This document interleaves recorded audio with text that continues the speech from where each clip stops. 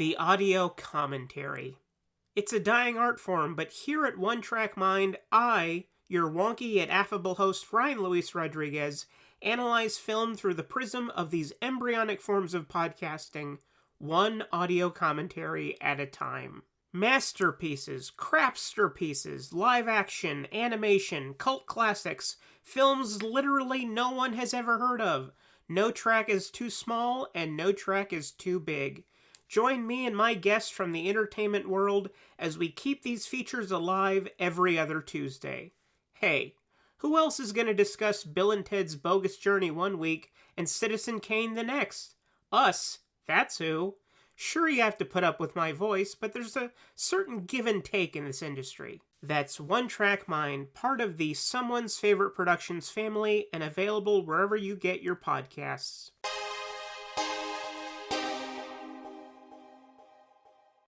Hello and welcome to Tumbleweeds and TV Cowboys. My name is Hunter. In this podcast, I'll be joined by a different guest each week to discuss a classic Western movie or TV show. I've been a fan of classic Westerns for as long as I can remember, and in recent years, they've become very nostalgic for me. I love the aesthetic, the tropes, and I love seeing different filmmakers' takes on them. At their best, they're incredibly entertaining, rewatchable, and some of my all-time favorite movies are Westerns. We'll mostly focus on Western movies made in Hollywood, but we'll also be covering spaghetti Westerns, and one thing I'm very excited to get into are Western TV shows. I've got some amazing guests coming on the show, film professors, historians, and podcasters. And Tumbleweeds and TV Cowboys is part of the Someone's Favorite Productions podcast network, and many guests on the show will be from other shows on the network. Thanks for listening.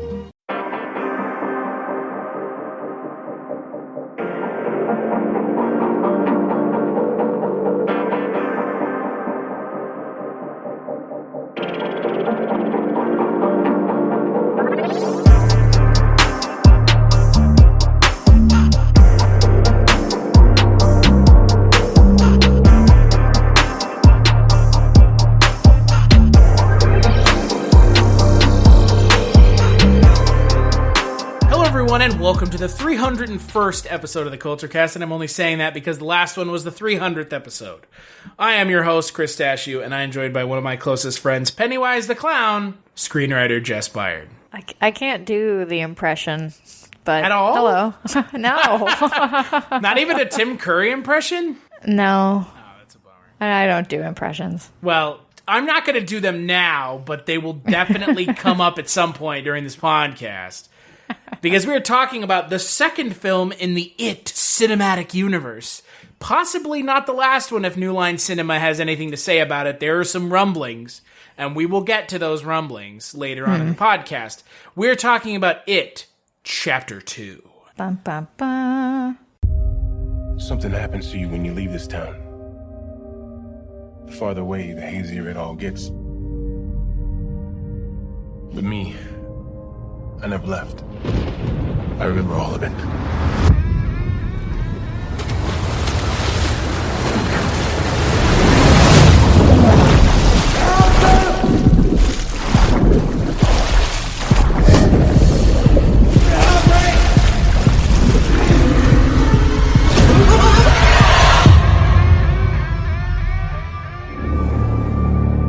To the losers. We made an oath. Swear? If it isn't dead, if it ever comes back, we'll come back to it. We didn't stop it. Pennywise. The clown. We can't let it happen again. Hello? Kid!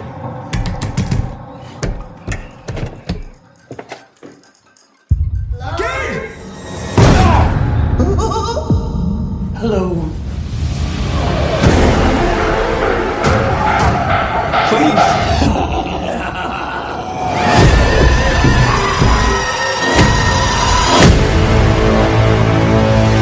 For 27 years, I dreamt of you. I craved you. I missed you. We need to finish it. For good. It consumes us from the inside until we don't have a choice anymore. You lied. And I died. You lied. And I died.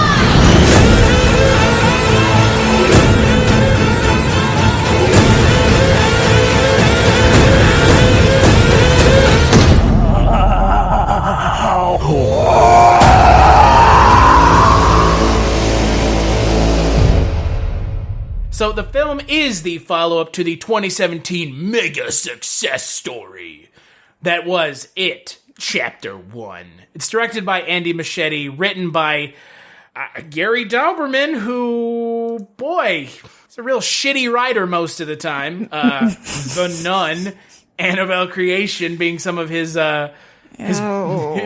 Yeah.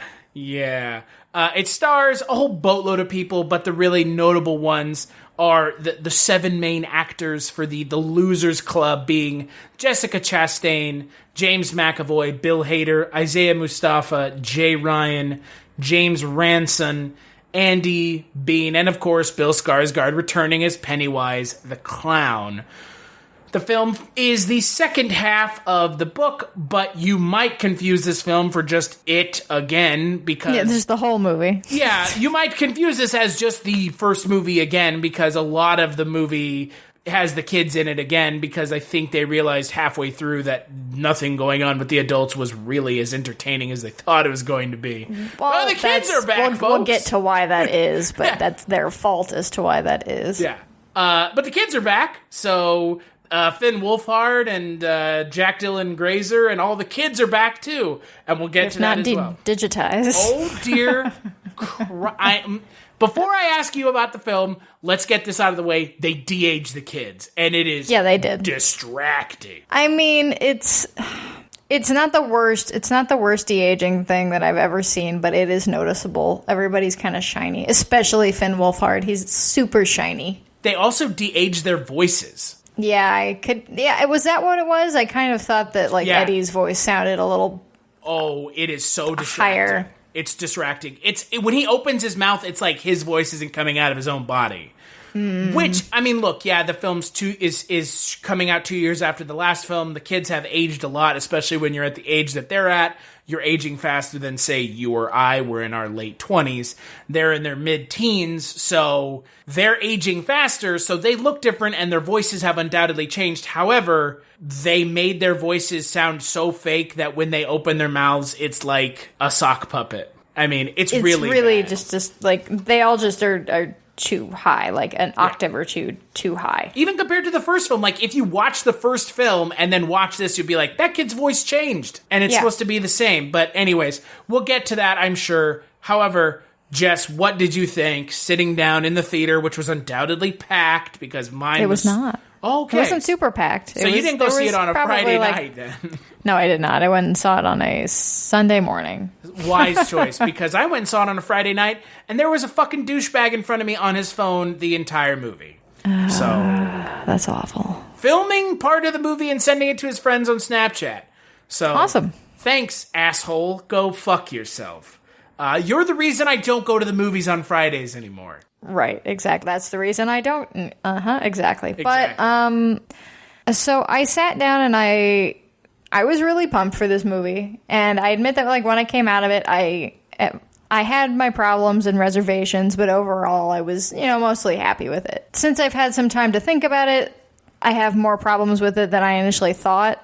I think that, like, it's not the worst adaptation at all, and it's not really the worst movie. It doesn't feel like much of for a movie that's 3 hours long and now objectively a 6-hour movie with Almost. both parts. Yeah, pretty close. They still left out so much stuff in the book, and we had so many characters, and yet it feels like we touched on none of them. And I mean, sure, I know who everybody is. I read the book. I've seen the miniseries. Everybody knows basically what their personalities are like because they're just held over from when they were kids. But we don't get quite a few other relationships and side stories of these characters that would A, warrant a longer runtime, and B, make all of these actors, who are pretty good, I like all of the actors who are in this, for the most part, and they just don't really have a lot to do as adults, and that was the problem in the miniseries as well. That is one of the more lacking qualities of the miniseries. But I was let down by this. I still like the first part. I do need to rewatch it. It's been probably about a year since I've watched it, but I think that this part was really just fizzled. It started out pretty promising. For me, at least. Boy. Oh, but it quickly just devolved into the same thing, and we'll get more into the specifics. But yeah, overall, I was pretty let down. So obviously, we're going to talk spoilers here. If you haven't seen It Chapter 2 yet, go see it, I guess, so you can at least know what we're talking about. I'm not advocating you go and see it, because honestly, it's a 3-hour horror movie that has 0 scares in it. So go right ahead if that's your thing. There are better movies you could spend 3 hours watching. You could watch 2 movies in the time it takes to watch one. Like you mentioned, I don't give a shit about it at all. I watched the first movie because I'd seen the miniseries as an adult. I didn't see it as a kid. I know a lot of people really think the original miniseries is scary. You won't see the engineer that slams the Nissan Rogue's door 13,920 times. Or the corrosive chamber that simulates 15 years of life in 5 months. Or the Rogue heat-baked for over 300 combined hours. What you will see is a vehicle that can take punch after punch and keep rolling. Nissan, #1 in new vehicle quality among mainstream brands by J.D. Power. We put it through the worst, so you get its best. For J.D. Power 2025 U.S. Initial Quality Study Award information, visit jdpower.com/awards. Awards based on 2025 model year. Newer models may be shown. When I saw it when I was 10. Right. Like, go watch it now as an adult. It's not. I still like it. I still have a soft spot for that movie. But it's not scary.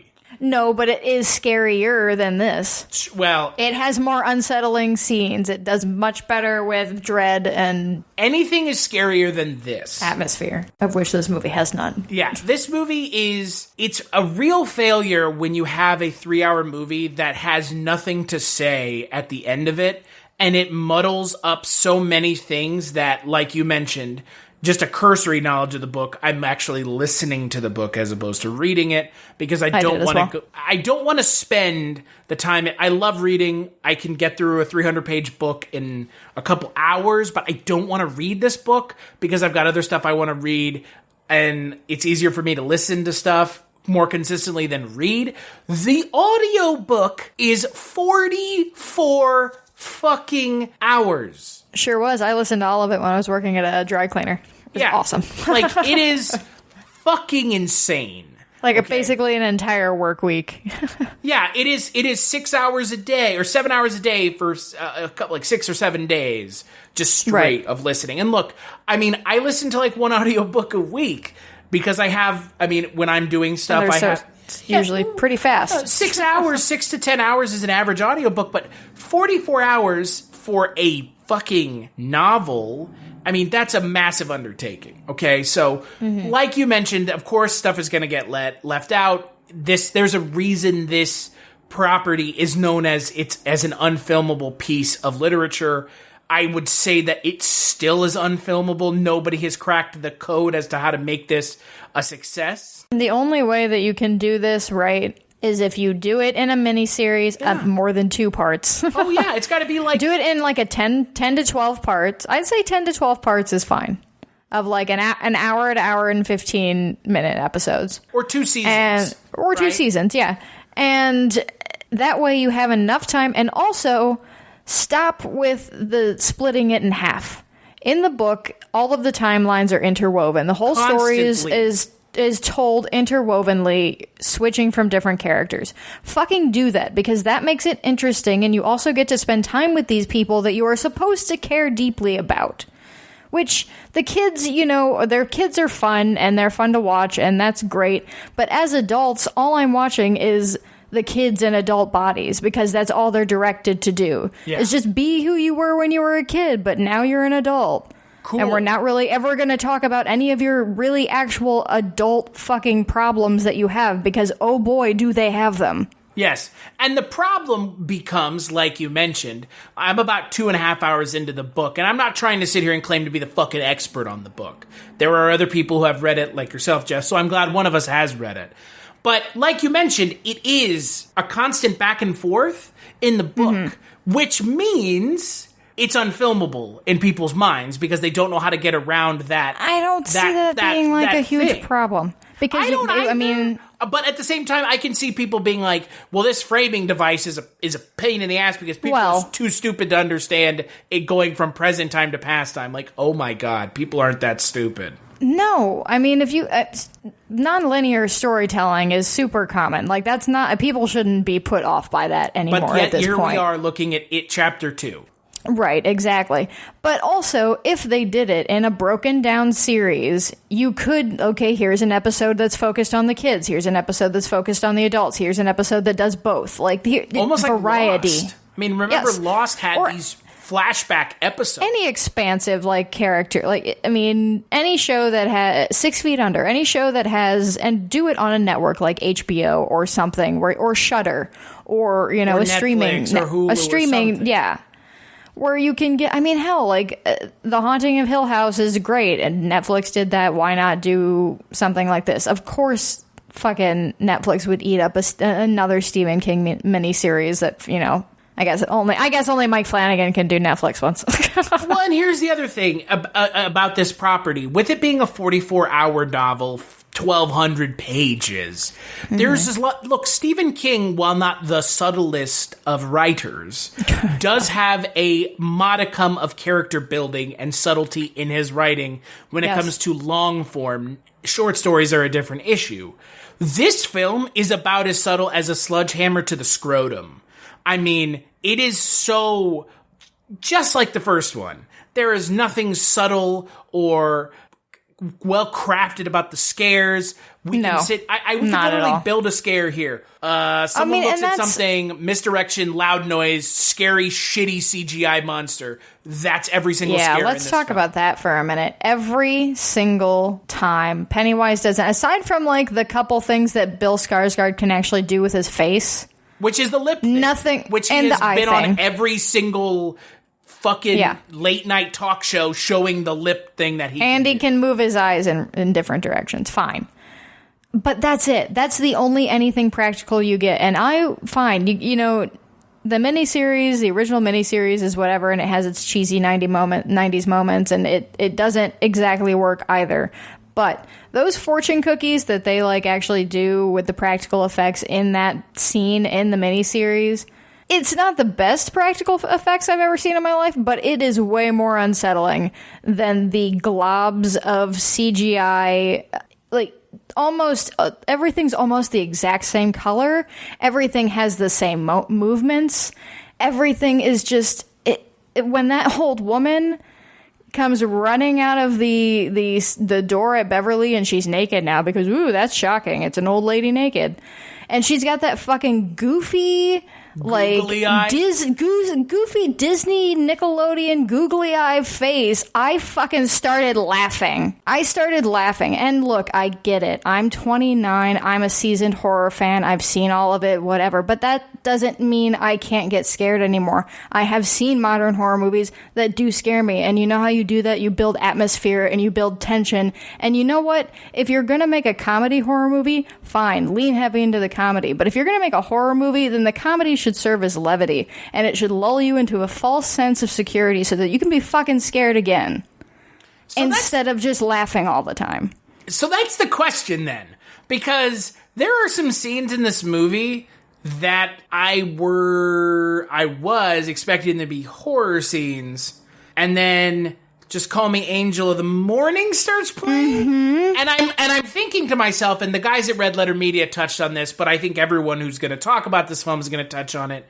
What is the point? Why are you doing this? Did you not have any faith in making this film scary? Because that's what this is. You had faith in the ability for the film to be scary, for the scene to have impact. So what did you do? You just had him puke out black goo, the leper, onto Eddie, and all I can sit there and think is, What is a Marvel movie all of a sudden? What the fuck are you doing? Because there's a funny music cue. Yeah. I mean, and I guess, like, are you trying to channel maybe like a Sam Raimi film? Because you failed if you did. That's not... I'm like, look, it's successful in Marvel films because they're not going for horror and they're not scaring about child murders. Yeah, they're using the comedy to diffuse the tension or to do some sort of subverting of expectations. In this, it just feels stupid. It feels like something that was done after the fact, like on the internet, like a fan. Exactly. Like somebody put, and I'm totally fine with fan edits because they're fun and I enjoy that after the fact. But if I want to watch your movie, I want to watch your movie, not a fan edit version of your movie. Exactly. And then there's, for me, a great example of that. And this completely takes away any form of like sentimentality or, you know, connection you were having with these characters by throwing this in here. But there's a scene at the end of the movie when adult Bev and Ben are thrown to opposite sides and they're kind of meeting each other in these traumatizing places. Like she's trapped in the bathroom that she was always, you know, hiding in school. He's in the clubhouse that's, you know, he built that we never saw until this movie. Convenient. Yeah. Because now all of a sudden Ben's into architecture, even though we never alluded to that at all. But that's because I know that's going to happen. Architecture guy now, don't you know? Yeah, I do know because I read the book. Exactly. But guess who didn't? Other people who went to go see this movie. Guess who didn't? Gary Dauberman, apparently. So there's this scene is happening, and Ben and Bev are like working through this, almost dying, you know, on the verge of being killed, and having this emotional "he says I love you" and all this stuff is happening. But in the middle of it, we have to throw in a Stephen King reference. Because it's a Stephen King movie. Did you know you're watching a Stephen King? You won't see the engineer that slams the Nissan Rogue's door 13,920 times. Or the corrosive chamber that simulates 15 years of life in 5 months. Or the Rogue heat-baked for over 300 combined hours. What you will see is a vehicle that can take punch after punch and keep rolling. Nissan, #1 in new vehicle quality among mainstream brands by J.D. Power. We put it through the worst, so you get its best. For J.D. Power 2025 U.S. Initial Quality Study Award information, visit jdpower.com/awards. Awards based on 2025 model year. Newer models may be shown. Hello, my name is Kevin Tudor, and I'm one of the 3 hosts of Almost Major, a film podcast dissecting many major indie studios and the films they release. Every week, myself, Charlie Nash, and Bryden Doyle discuss overlooked, forgotten, or bona fide classic indie films via studio-specific miniseries. We've previously covered numerous films from Artisan Entertainment, Lionsgate Films, and New Line Cinema. Titles including The Blair Witch Project, American Psycho, Dogville, But I'm a Cheerleader, Saw, Requiem for a Dream, and Ringmaster. You know, the Jerry Springer film. Anyways, we have a fun time every week and we hope you will join us. Subscribe to Almost Major wherever you get your podcasts. Now proudly a part of the Someone's Favorite Productions podcast network. King movie, did you know that like The Shining is a thing and that Here Comes Johnny is a line that people use in movies a lot? Yes, Let's throw it into this touching moment, this one moment of character development that's actually bringing these two people together who have been on this crash course trajectory towards each other for this whole fucking time, for 27 years. Let's fucking ruin that by throwing in this nonsense line to pander to fans. For what reason? And look, here's the real issue, and we're going to talk, I mean, we're skipping all over the place, and that's perfectly fine, because, oh, shocking, so does this fucking mess of a movie. The biggest thing this film could have done to fix itself would have been don't have the kids in it. Like, you sacrificed so much of this movie, at least an hour. Honestly, I thought there was going to be more stuff with the kids, and actual stuff, but it's nothing. Like, it's essentially just the beats from the first film again. So in the first film, there's actually a rising and falling action. The rising action of they get to the point where they fight Pennywise, Eddie breaks his arm, and so all the kids break up because, you know, this was supposed to be summertime and we're not supposed to get fucking killed by a clown. We're supposed to be enjoying ourselves. And they all go off. And then this takes place when they're all fighting, when they're all broken apart, all of these scenes that we're seeing now in the second film.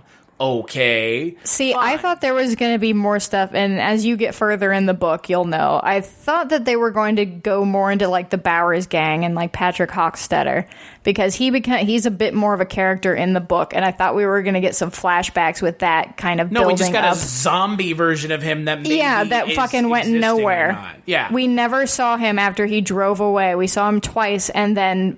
I know we're still skipping around, but you know what? If you saw the movie, you know, and if you're listening to this, you're a fan of it in some way.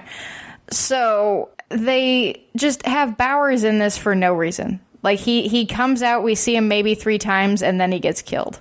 Because this movie's 3 hours long, I thought we were going to go back and see more stuff with, like, Patrick Hockstetter and what they were doing and sort of like getting more of a feel for them and building them up as more villain, you know, actually more of a threat than they are. And sure, they aren't ultimately the threat in the book either, but they do pose a bigger one. And we can talk about individual character problems. Even in the miniseries, they pose more of a threat.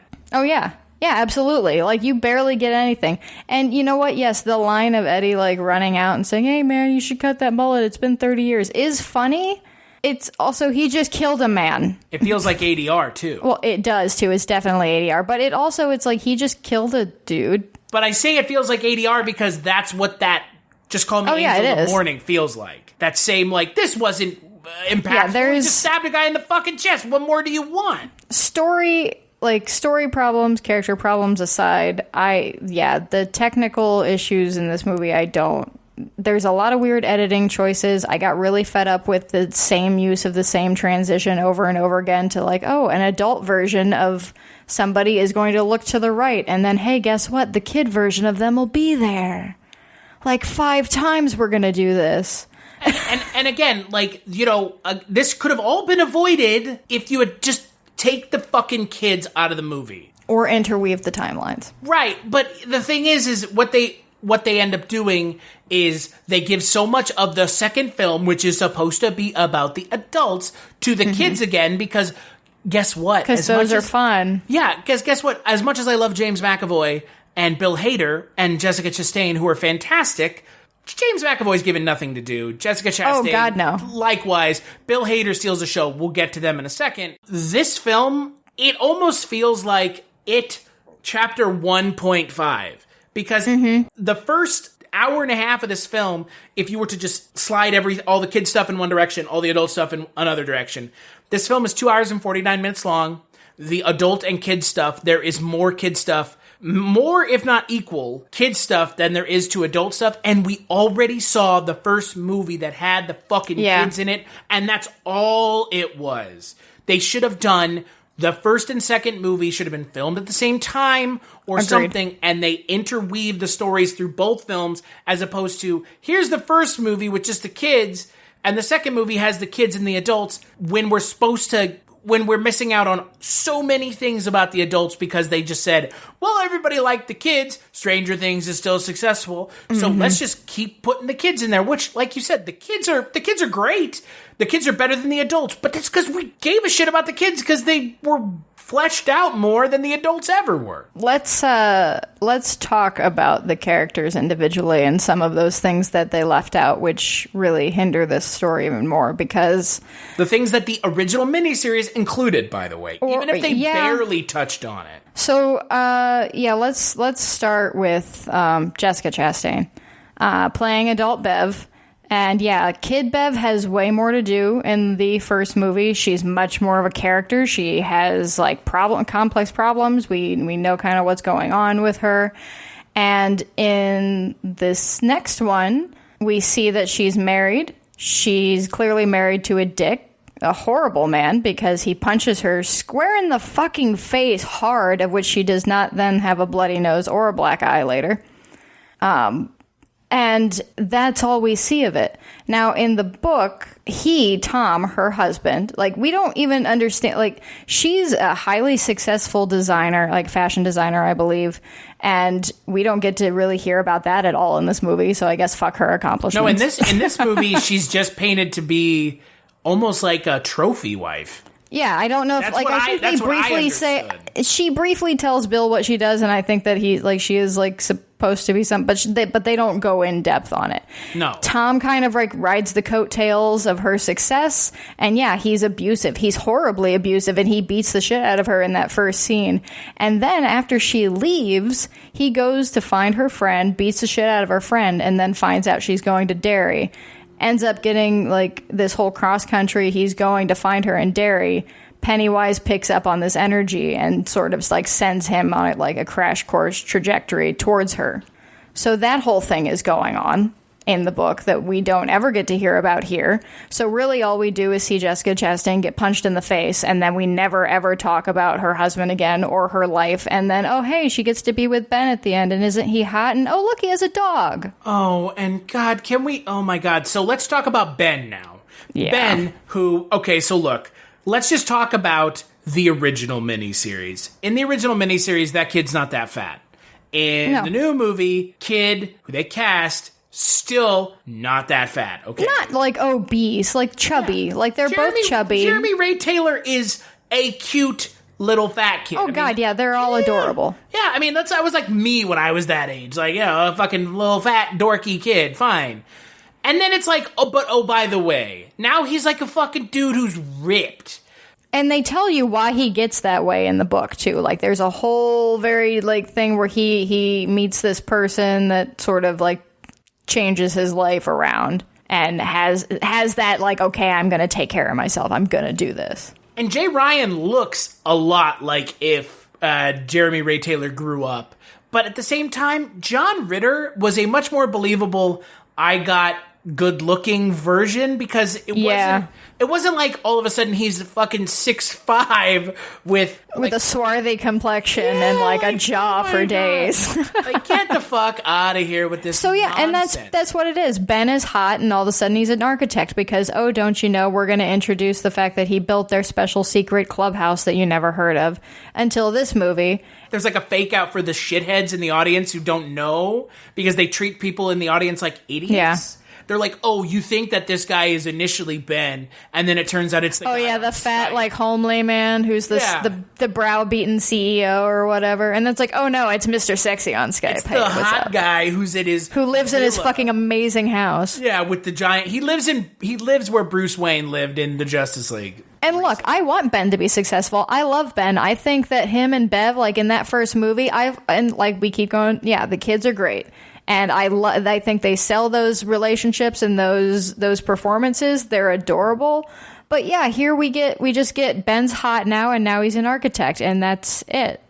Because in the first movie, for some reason, they made him the historian instead of Mike. They took that away in this movie and gave it back to Mike, and then they were like, oh shit, he's an architect in the book, so let's do that, but we're not going to elaborate on anything. So here's the other thing, and this was something that I talked about, and this was, about a year before I had ever met you. We were talking about the original It Chapter 1, and this is what I said in that podcast. You won't see the engineer that slams the Nissan Rogue's door 13,920 times, or the corrosive chamber that simulates 15 years of life in 5 months, or the Rogue heat-baked for over 300 combined hours. What you will see is a vehicle that can take punch after punch and keep rolling. Nissan, #1 in new vehicle quality among mainstream brands by J.D. Power. We put it through the worst, so you get its best. For J.D. Power 2025 U.S. Initial Quality Study Award information, visit jdpower.com/awards. Awards based on 2025 model year. Newer models may be shown. If you're looking for more horror outside of the mainstream, look no further than Unsung Horrors, a podcast about underseen horror movies. I'm Lance. And I'm Erica. Every other week, we'll cover a horror movie with fewer than 1,000 views on Letterboxd. We'll even give you double feature recommendations to pair with the movies we discuss.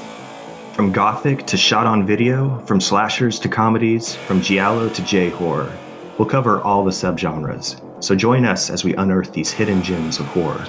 Follow us on Instagram, Twitter, and Facebook, all at Unsung Horrors, available wherever you listen to podcasts.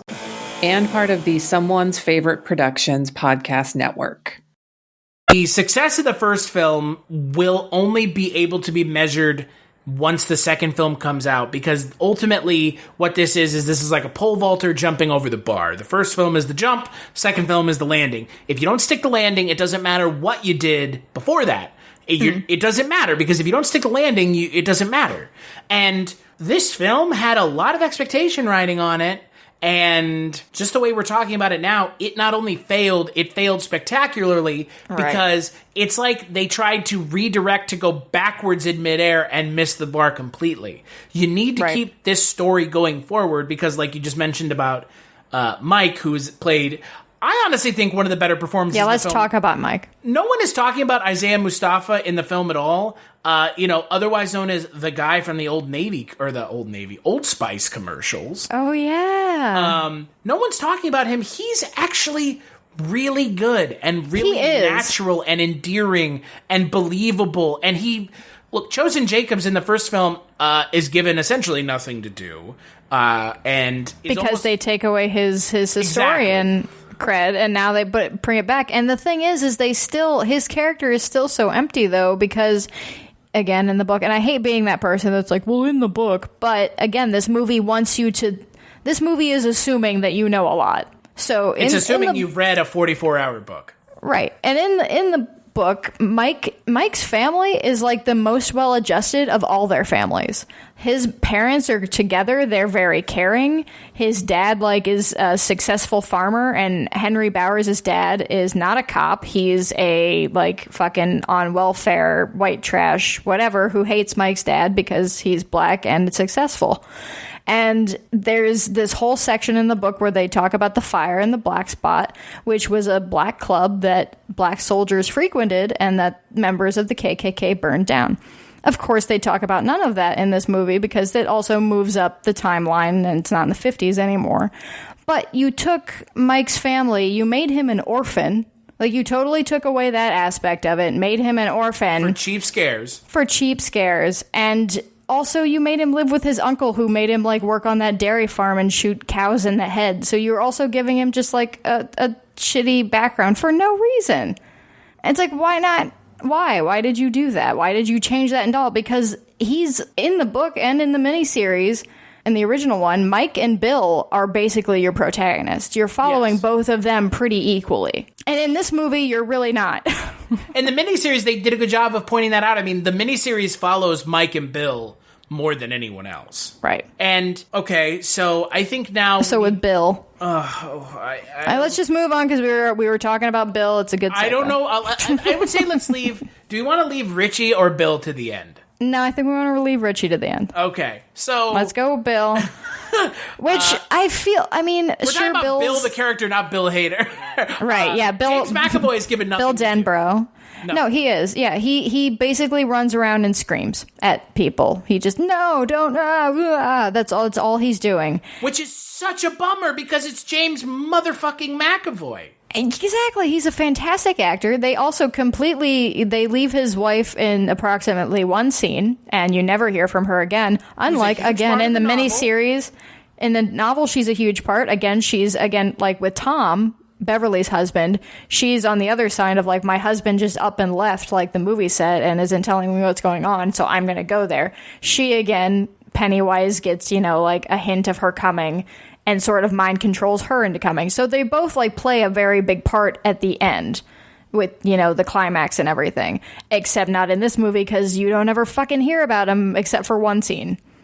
And which pretty much that eliminates Bill's he only cares about Georgie again, and even still barely. We talk about Georgie a little bit. And it's so boring that's all his character is. Yeah, we don't he has this brief moment with Bev, which is much more conflicting in the book, obviously, because he's married. In this, it's they have a brief little, smooch, and that's it, and then we just never talk about it again, and then I guess he just goes back home to his wife. Remember in the miniseries, they all kiss Bev on the mouth? Yeah, well. Well, hey, again, I feel like that was a little bit more of a nod to, look, everybody knows about the goddamn child gangbang in the book. Right, and that's fine. We don't need that. In the room anymore about that. I'm not saying you, but there's always that person who's you know about the part where the kids all have a fucking train on Bev. It's yeah, we know. But did you know that she talks about how big Ben's dick is in that scene? Because that's what really is the upsetting part. Is she's talking about how big their fucking dicks are. It's true. It is weird. Yeah. Which again, Stephen King, whatever, dude. I'm not gonna psychoanalyze you. But Now, my favorite, but I mean, I guess, and that's really Bill's the one we're going to talk about the least, because again, he has probably the least to do, and he's the least interesting character, and there's that funny joke. They keep saying that he's like Stephen King. He can't write. Oh, because he can't write an ending. How many times are you going to use that joke? Like, what is this, Ghostbusters 2016, where you just keep bringing up the wonton soup over and over again? Like, find something else. Really, you're not you're not even. And it's funny. like, we all agree. Yeah, Stephen King can't write an ending. You know how we know? Because the ending of the book is not very good from all accounts. And guess what? The ending of the movie is not much better. No. So moving on to who is easily my favorite part of this movie, and that is what is his name? Stanley? James. No, poor Stan. He's you got cast in the movie to do nothing. He gets the same amount to do as he does in the miniseries. So exactly. And in the book. So whatever. No, James Ranson as Eddie Kaspbrak, as adult Eddie Kaspbrak. I loved him. I thought that he really did emulate the kid well, and if that's what they were going for, then he nailed it. And he was just fun to watch. And if I would watch the Richie and Eddie show all day. Like, that was, as much as I was like, fine, I guess we have to make this a comedy show, or a comedy movie, I guess. I'm not going to lie that I wasn't laughing at part of it, because I know all of this sounds like I absolutely hated the movie. But I did laugh at, quite a few things that were intended to be laughed at. That's my problem. This is a horror movie, not a comedy movie. Well, not a horror comedy. This is a horror movie. About a clown that kills children. Kills and eats them. Yes. And in the book, maybe even more so things happen. Right. But so I thought that he was fun.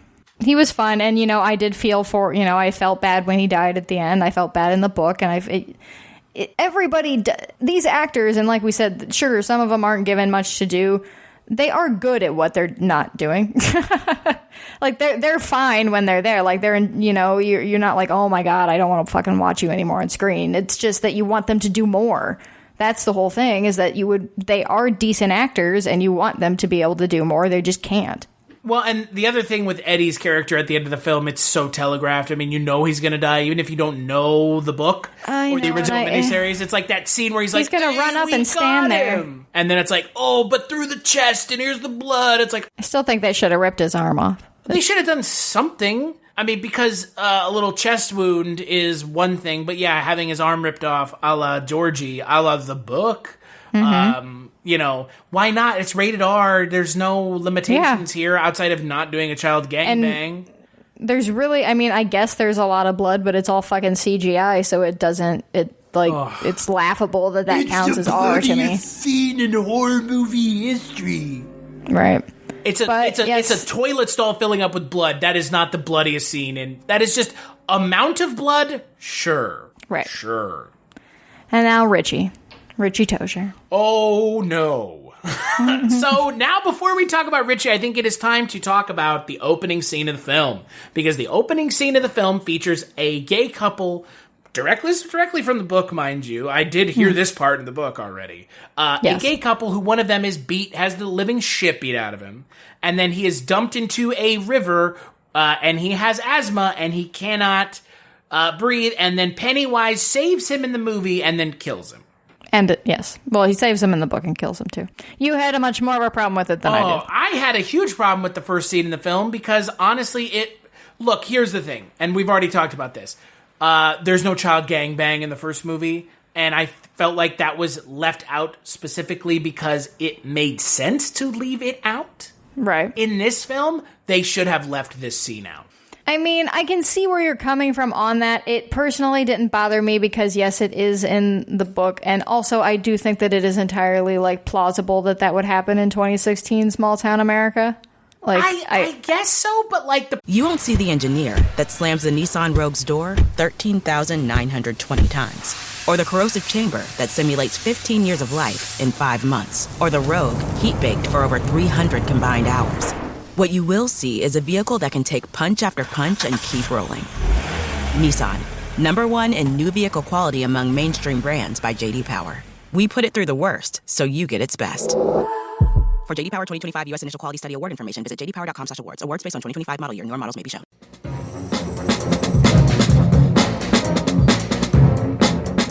Hello, this is Aaron West. I am the author of the A24 New Wave.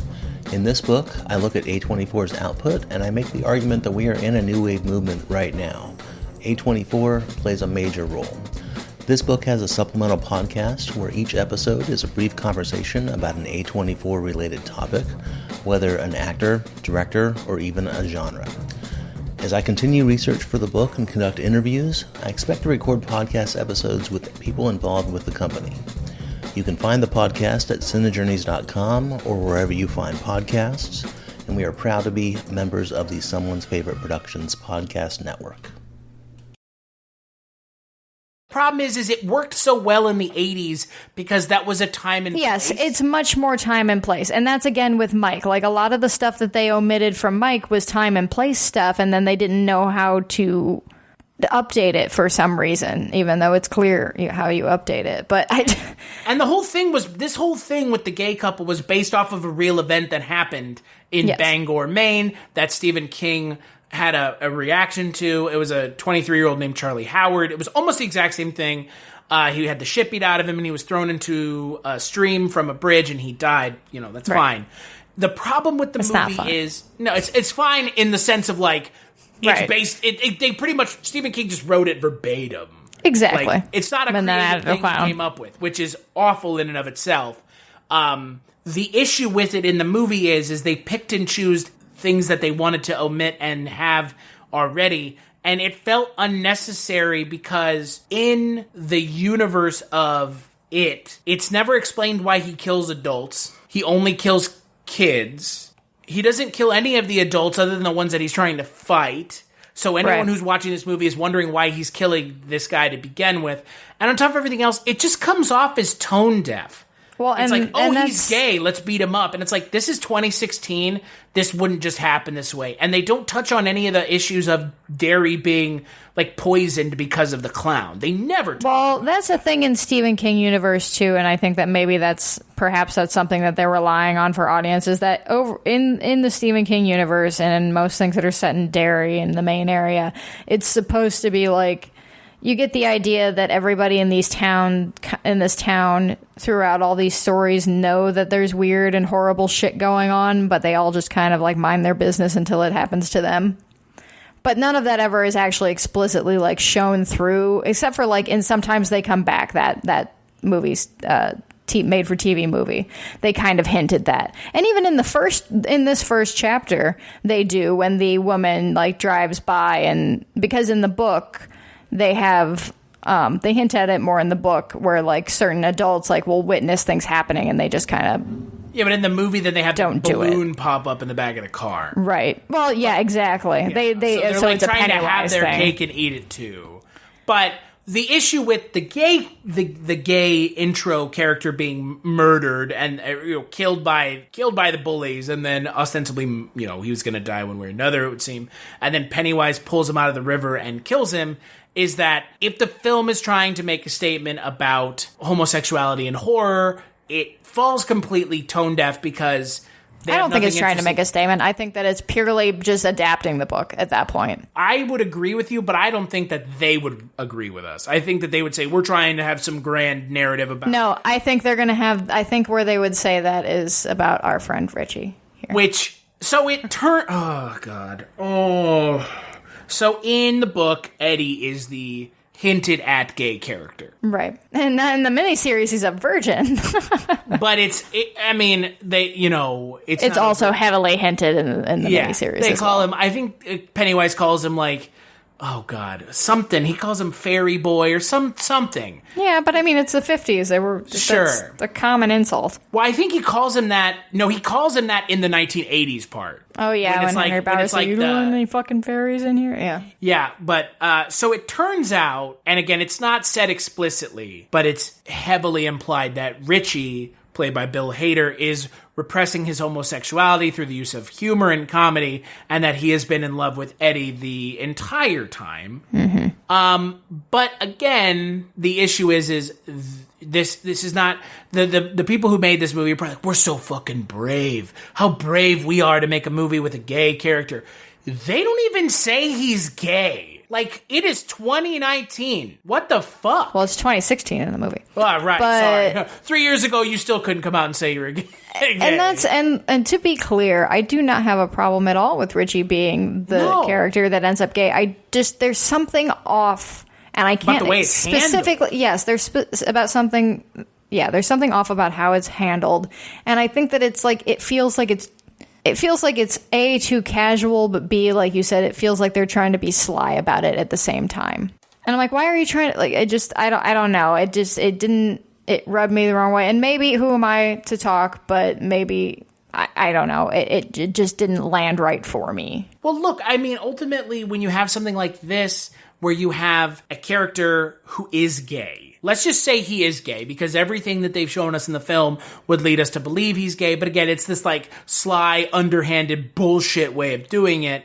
The issue then comes down to, what is to be gained by not just having him be gay and come out and say that he's gay and like professing his love to Eddie in the end? I mean, there's a scene that you could have had in this film. I think that would have been a little ham-handed if they did that. But is this any better? I mean, now it feels weird to me. Because it's just like, and he's scratching their initials in a fence. Okay. Well, he's re-scratching them because he does it earlier in the movie when you have that scene between Eddie Eddie. Wow. Yeah, the Bowers' cousin at the arcade. And he's like, "You fucking fairy," and then he calls him a fag. Which I mean, and then you see him run to the fence, and he's carving something, but you don't ever see what he's carving until the end when he goes back. Yeah, and like, I don't have any problem with them using those slurs in a movie. I mean, that it's a character saying it as the character being, as the character being who the character is. That's completely fine. But God, like it. It's not clever. Stephen King went and said that it was a genius way of doing it. Like, it's not, though. Because all it is wanting to have the character be gay, but not fully commit. You know what it feels like? It feels like this whole shit that J.K. Rowling's been doing with her. Where she just decides characters are... you guys know Dumbledore's gay now? Like, okay, why didn't you say it in the book? Or, hey, do you know that... Grindelwald is gay with Dumbledore? Like, you didn't say it in the movie. Like, you didn't or in say the book, nothing. Yeah. I don't need to see them, like, being intimate, but, like, you need to be a little bit more overt than some fucking tweet from J.K. Rowling. Like, get the fuck out of here with that nonsense. And this feels very much like that. It doesn't fully commit, and that's a large part. That's pretty much my overarching problem that I have with this movie, is it doesn't commit to any part of the story, really. It doesn't commit to the characters because it omits so much of their story. And let's talk about the climax and the ending and the whole ritual of Chud, because... And you haven't gotten to it yet. It's not a very interesting... I don't particularly enjoy reading that part of the book. But I know what it is. Right, and ultimately it doesn't matter. Turtle shit.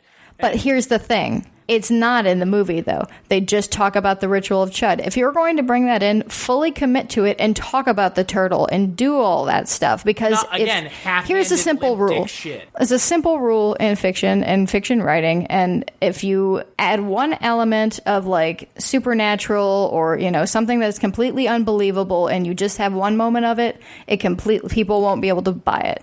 If you add another moment to it, it makes it easier for people to buy it.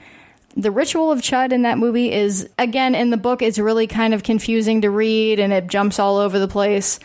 And in the movie, it's kind of the same way. And ultimately, it doesn't matter because it doesn't work. Because it's not a thing. But in the movie, it's subverting your expectations because they do it and it doesn't work.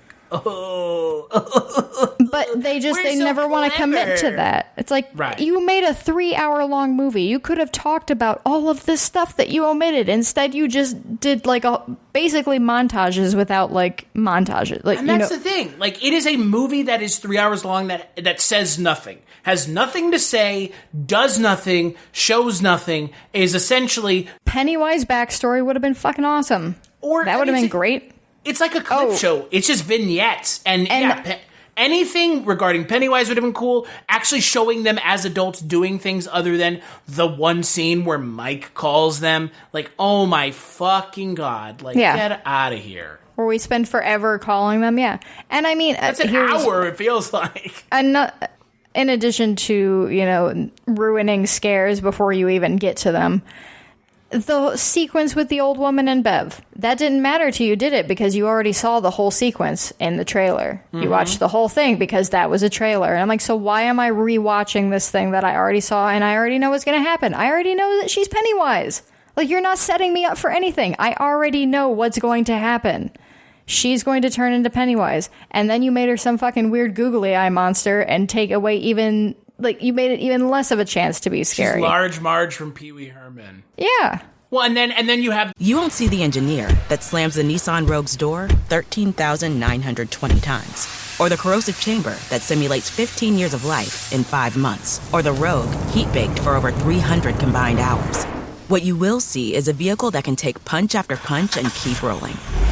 Nissan, #1 in new vehicle quality among mainstream brands by J.D. Power. We put it through the worst, so you get its best. For J.D. Power 2025 U.S. Initial Quality Study Award information, visit jdpower.com/awards. Awards based on 2025 model year. Newer models may be shown. The seed of, oh, aren't we clever? Pennywise is going to show up at an actual, like, circus or fair. And then it's just a very rote, boring, useless scene. Let's chase him through a glass maze. A glass maze, because we've never seen that in fill-in-the-blank and XYZ. have our weird epileptic warnings. Yeah. Oh, but Chris, we forgot to talk about the best part of the movie and the most subverting of expectations.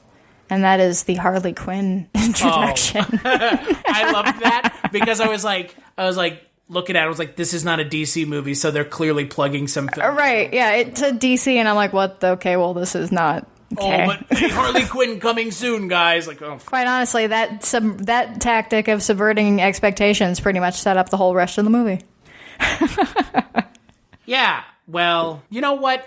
This movie wasn't made for us, okay? And that's I guess not. Well, here's the real thing, and I'm Except not, it was, but well, so here's the thing. I would actually go out on the record here and say that this movie wasn't made for us.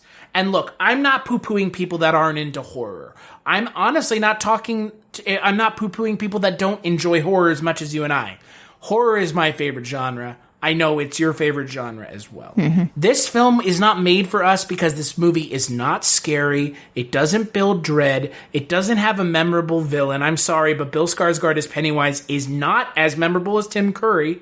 No. And that's not because it's just Tim Curry. It's not memorable because he's just CGI. But you know what? 90% of the time. Yeah, it could have been. It could have been. With better writer and better direction. And less CGI. I'll still like the first one. Like, I will still revisit that. But the first one is fun because of what it is and outside of the movie. Like, it's Stranger Things, but a little scary. Exactly, and I enjoyed that. Which is funny that something else is better than what it's trying to do, and it is doing it way better.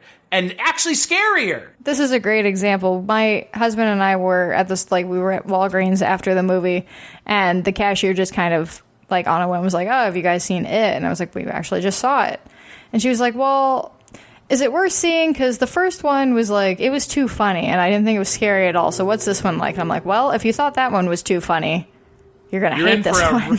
You're in for a raucous laugh riot of a time. And so, yeah, that was somebody asking me, like, is it going to be scary? The Scary Clown movie, is it going to be scary? No, it's not. It's not. But here's the thing. You know why it's not made for us? And I come back I don't even think it would really scare non-horror fans either. But it does, because in the theater I was in was full of, right? I mean, it was full of kids and adults. And when I say kids, I mean literal fucking children the age of the kids in this fucking movie, which goes to show kids these days are really just going and seeing whatever the fuck they want, which that's a different conversation about a different thing. But my point is this movie is made for children and teenagers who want to go see a movie that is akin to a normal Friday night horror film, and it's piggybacking off of the nostalgia that people our age have for seeing the original miniseries. And ultimately, it falls into the traps of so many of these Friday night horror films. The scares are all set up the same way over and over. There's no building of tension. There's no investing of interest into characters. I mean, these characters aren't interesting. You could, if you had never seen the first film and you watch this movie, you were not invested in any of these characters by the end of the film because unless you're a super like Stephen King fan and you've read all the books and you all that. But that's not fair though. That's not how you can't just make a movie for one audience that already knows the story. You're making a movie for a wider audience. Fill in the blanks on some things and then let people's imagination fill in some of the scares, like they used to. Or just have a giant CGI Paul Bunyan swinging a fucking axe. I mean, that does happen in the book, and I don't know how you would do that in a non-scary way, or in an actual scary way, but... My point is not that it happens in the book, and let's put it in the movie. My point is it's not fucking scary. Yeah.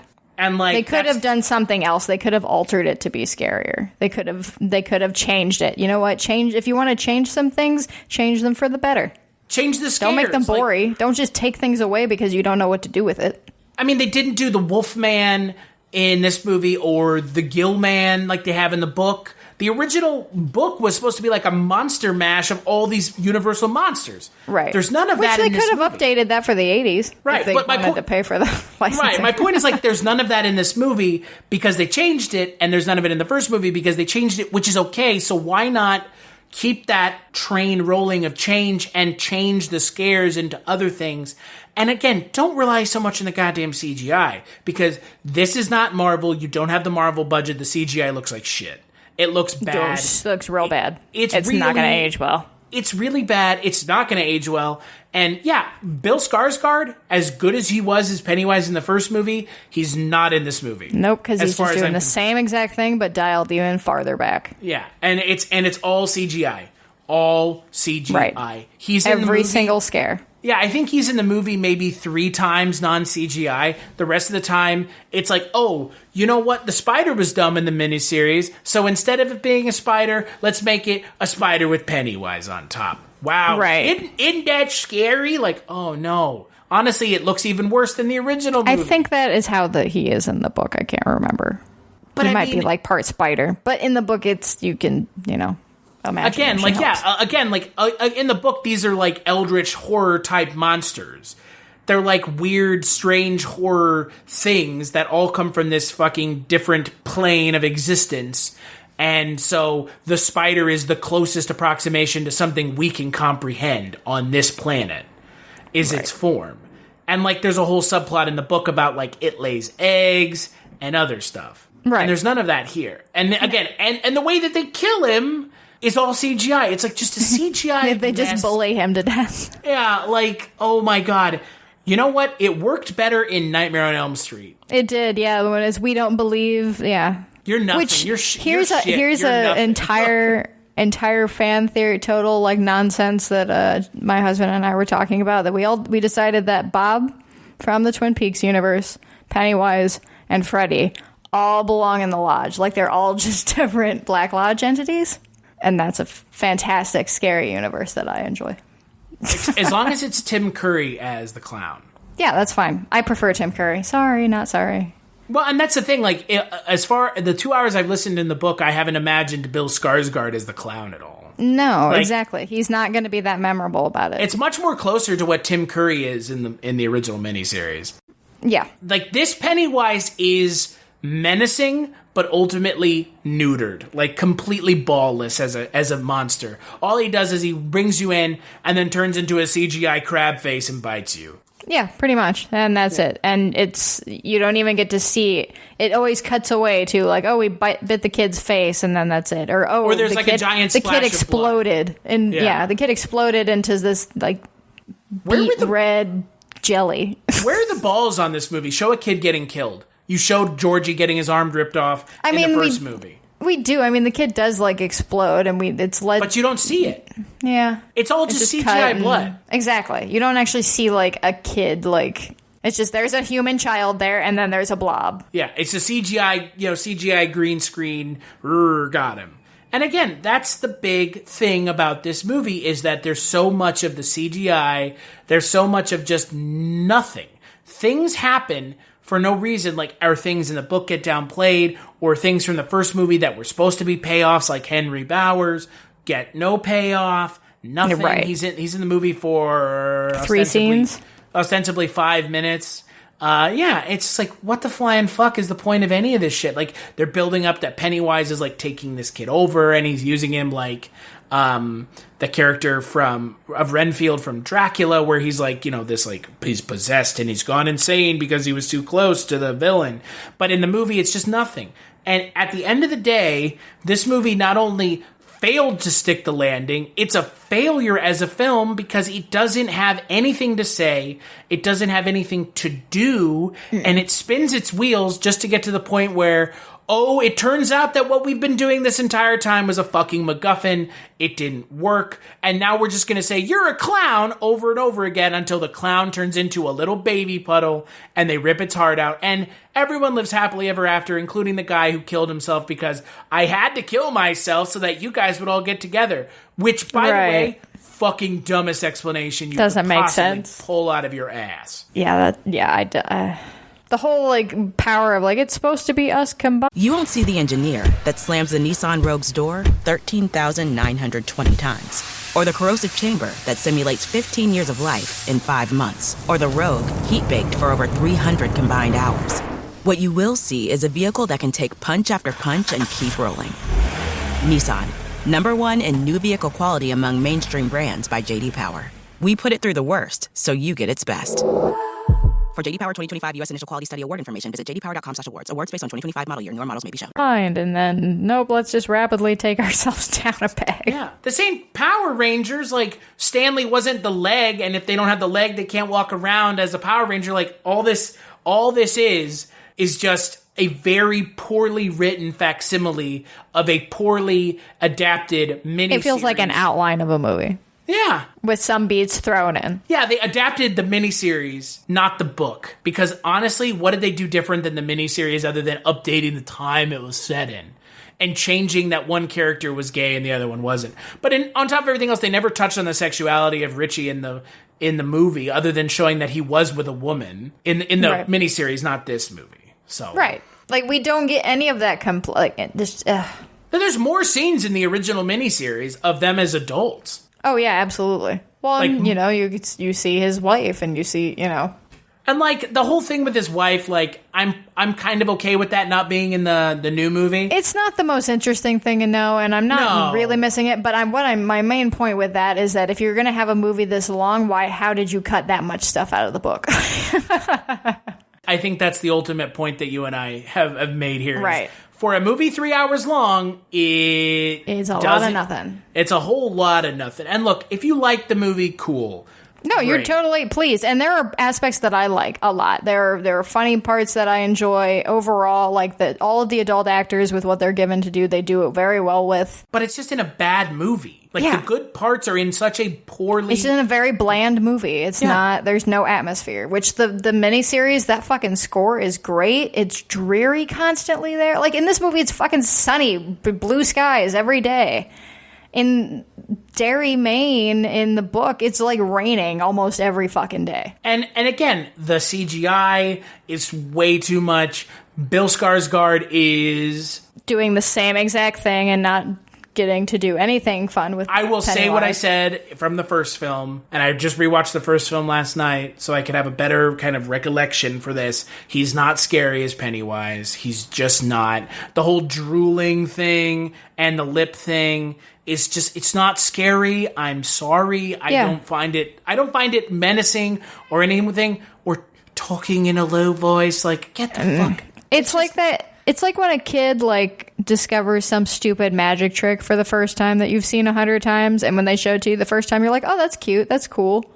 That's kind of all right. And then they show you 17 more times, and you're like, I don't care anymore. It's not cool anymore. I don't. But you have to keep pretending like it is. But he can turn his lip down and point his lip. Like, cool. Wow, dude. I can wiggle my ears. Like, awesome.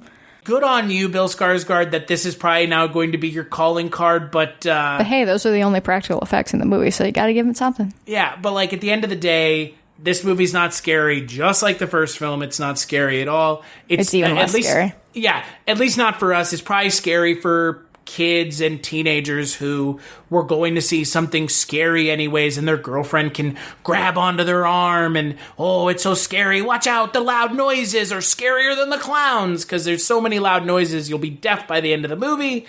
And can we just not fucking adapt Stephen King for a while, please? Like, just, I love him as a writer. Have a whole bunch coming. Yeah, I know. His short stories are great. He's a great writer. He can't write endings. He just can't. Stephen King is a prolific writer. He's a very good writer. But yeah, he's a bloated writer for sure. That's why it is so long. That's why most of his books are so long. He got his huge success. Fine, absolutely. I totally give it to him, and I'm a big Stephen King fan.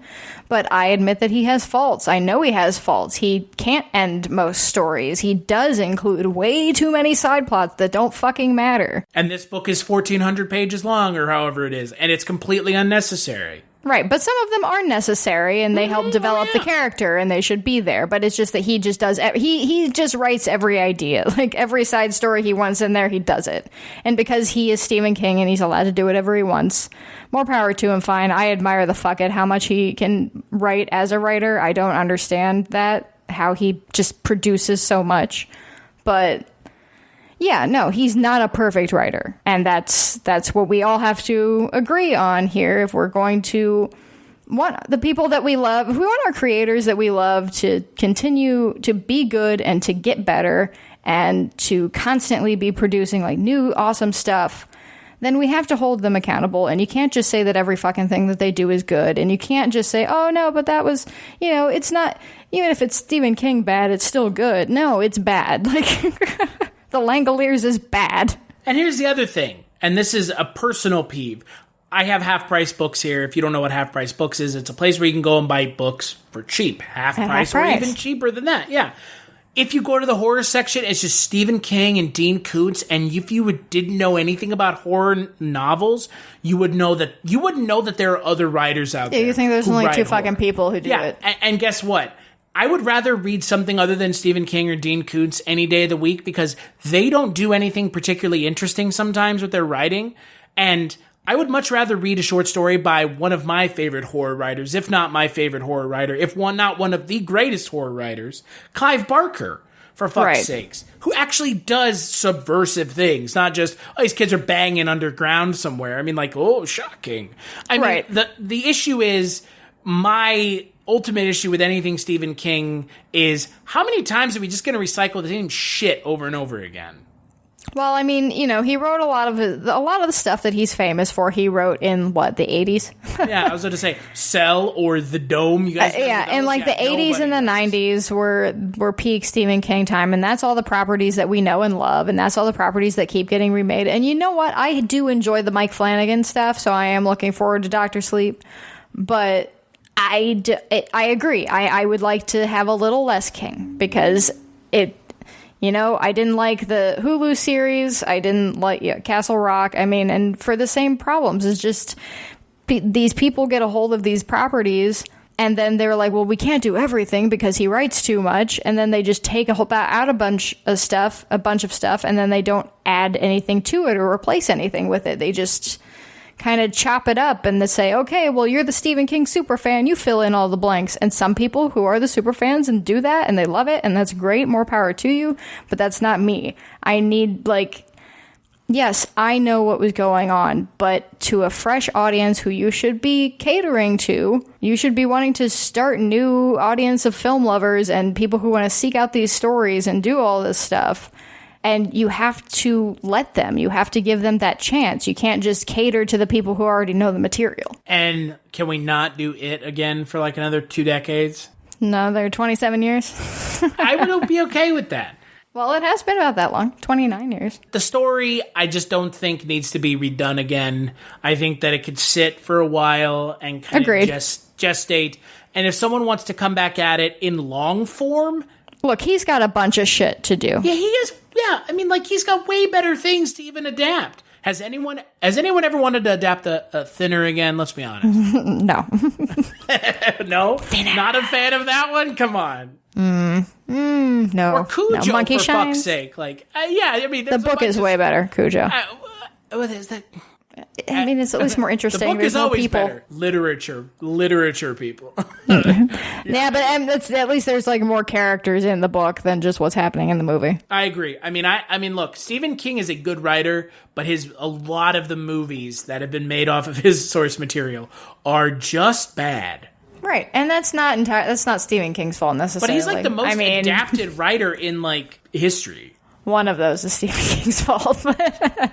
Yeah, I mean, don't write so much stuff if you don't want people to adapt it. Right, and also don't do things like The Mangler. Well, I mean, again, there's so much stuff. I mean, which is Tobe Hooper, but everyone just forgets that The Running Man is a Stephen King book. Uh-huh. You know, the movie with Arnold Schwarzenegger. But you know what? And then there's movies like fucking Creepshow, which are George Romero and Stephen King, and they're fucking amazing. Exactly. So it's just, this is not anywhere near a film that I am going to revisit. I may watch it again because they're going to release the full edition, or the Pennywise cut, or God knows the 6 hour long movie. With more scenes added. Great. I bet it'll be maybe more it'll be some of that stuff that I wanted to see that they should have left in the movie. It'll just be more stuff with the kids, and that's it. Yeah, probably. Speaking of Cujo, though, real quick, evidently, because I IMDb'd Stephen King, and there's a novel announced that's Cujo Canine Unit Joint Operations. If that's like dogs with guns, I'm all for it. I hope it is. But the other thing we didn't really get to touch on, I do want to touch on just ever so slightly, is they're talking about doing a third goddamn film. Why? And don't. Because money, that's why. It's the only reason why. I mean, why did they do the third? Why did they break up The Hobbit into 3 movies? Because exactly. Money. And like, but what are they going to do? A Pennywise prequel? Well, they're going to do, exactly. They're going to do Pennywise's backstory. That's what they've said. Which, by the way... How about you could have just put that in this movie? Yeah, Pennywise is like a monster. Bob Gray. Like, yeah, Bob Gray, yeah. He's like a monster from space. So... Yeah, so it kind of fits in with the Dreamcatcher stuff. Yeah, what it's going to be is it's going to be a bunch of people in like the 1800s with the Pennywise thing going on and them fighting it. I found that stuff interesting in the book, and I would have liked to see that in here. I don't know if I need a full movie about it. I would have liked to see it flashes, like well done, scary flashes of it. But like that's what it's probably going to be, right? Like if they do it, it'll be like Pennywise fighting people in the 1800s, or probably, or it'll probably Pennywise through time. Yeah. So no, though. Like, maybe we'll actually get the Great Tatao or whatever it's called. But like, I don't need it. No one needs it. If you're clamoring for Pennywise, the standalone film, It Chapter 3, good for you. But maybe don't go telling New Line that, because I don't think as a society we need a film just about the clown. Because if you go watch Hannibal Rising, that didn't work out so well. No. Like, the villains aren't as interesting as you think once you get to hear how cool their backstory is. Agreed. Yeah. Takes kind of all the piss out of them completely. So, what would you give the film out of 5? Man, like if you had asked me like the day of, which is why I always say like my thoughts are reserved until we actually podcast, because if you asked me the day of, I probably would have given it about a 3 out of 5. I think I'm giving it about a 2 to 2.5. Yeah, I'm giving it a 1. Ooh, wow. Yeah, I didn't like it. And again, the first scene alone being so tone deaf and unnecessary. And yeah, I get that it's from the book, but so was kids fucking each other, and you didn't include that. So that to me is not a justification anymore for this movie. Yeah. You know what I mean? I'm not saying that because you were saying it. I'm saying because I've heard other people who are way more adamant be like, it was in the book. It's like, so were kids fucking each other, talking about how big Ben's dick was, but they don't do that in the movie. So that's not a justification. That was a conscious choice by the adapters of the film to do that. So it's a 1 from me. It didn't stick the landing. And now, honestly, It Chapter 1 looks like less of a quality film because of this film. Because it took everything that the first film did and didn't do anything else with it. And it's like, why would I watch the first film now when I know that this is how the second film is going to be? Yeah, I mean, fair. I still enjoy parts of it. I still enjoy the feeling of that movie. I think it captures a much... I don't know. I like the way that movie feels much better than I But wouldn't we this rather one. just But, watch yeah. Stranger Things? Like, No, I'd rather just watch it, the miniseries. oh, no, but I mean, like, if I'm talking about, like, us watching something that's, like Of like kids that, doing stuff, yeah. in the 80s, riding on bicycles, like, Stranger Things Nah, pretty I don't much know. is, like, I like it. perfect for that, what I Yeah. want. Fair. And the original It miniseries does still have Tim Curry as Pennywise, which is just a great performance in an otherwise really not great miniseries. Right. Oh, God. We're going to get roasted for this. Me specifically. That's fine. I don't care. Throw your It Pennywise hatred at me. That's fine. So, let's take a break and we'll play a preview for the next Culture Cast. The future's toughest cop is Katie Coltrane. I'm back. And now, she's getting a new partner. His His name is Teddy. Hit me. It's a dinosaur. You two solve this case together. What? What? It's a dinosaur. New partner, Coltrane? He's got the style. I'm here for a new look. Step right up. Push the button. He's a cop. Mahalo! You gotta make him look like a real cop. I'm too sexy for my clothes. That thing at the table just clacked at me. He's got horns for you. It's very normal. He's got the charm. Your mind's shut down and your glands have taken over. And he's got the appetite You cannot eat our only suspect. to come out Yes. on top. I'm amazing. New Line Cinema presents Hey, you think you're gonna get somebody? Whoopi Goldberg. Can you just slide your butt? Yeah, that's great. Like that? And introducing Ooh, Dougie! Teddy. Sweets. One per customer. Theodore Rex. Pig. It's a tale you'll never forget. I love when he does that.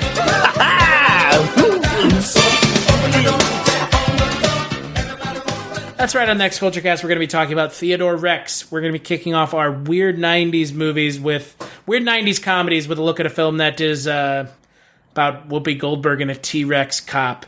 And it was supposed to be in theaters and then went straight to DVD or video and became the most expensive direct-to-video film ever made. So, great. I don't know what to say. I honestly don't want to know what to say about the movie. We'll get to that on the next episode. However, until then, where can people find you, Jess? Well, you can find me on Twitter at writer Jess Byard, and you can also find me on our podcast, Chris, The One Season Show, where we are about halfway through 1987's Werewolf. We talk about shows that only lasted one season, so at least if we hate them, we didn't make a huge commitment. Isn't that the truth? We should just talk about miniseries. Well, I mean, if we run out of one-season shows, that'll be our next one. Yeah, miniseries show. Which technically are one season, so... We could do a whole Stephen King month. Oh, dear. Rose Oh, Red. dear. That's going to be... Oh, my God. We should totally do Rose Red. Maybe that's a stay tuned. The Shining miniseries. No. Yeah, that's...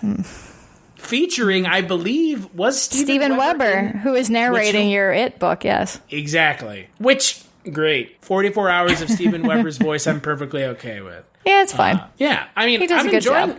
I'm enjoying the book so far, so maybe, and this is going to be a shock to some of you, go read the book. If you like it, just go read the book. Or listen to it. Yeah, just don't watch 2019, the movies. you don't have to read, you can listen to it. Yeah, don't watch the movies. Don't give Hollywood your money. Don't go watch the miniseries. Just read the book. Get yourself a cup of coffee and sit by a window or sit in your bed next to your loved one and open up this monster of a book that you can't hold on to because it's a fucking until you're at least halfway through it.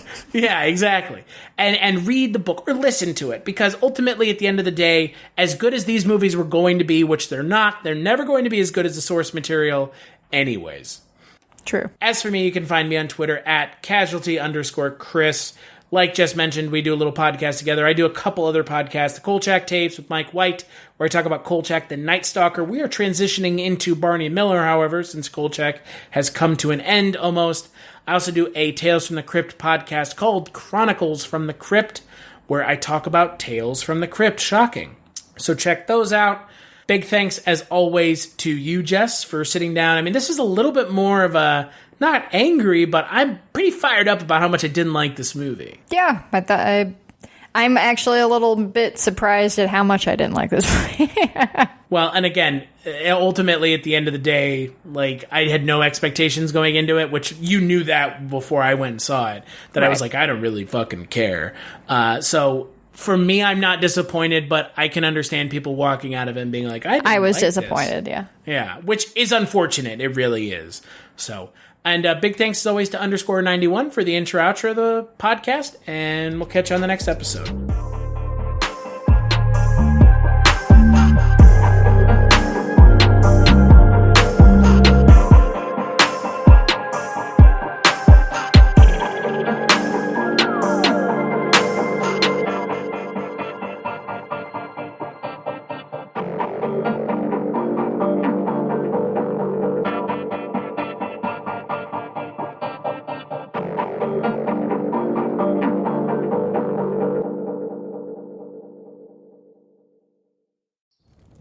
Have you ever wanted to dive deeper into the horror movies you love?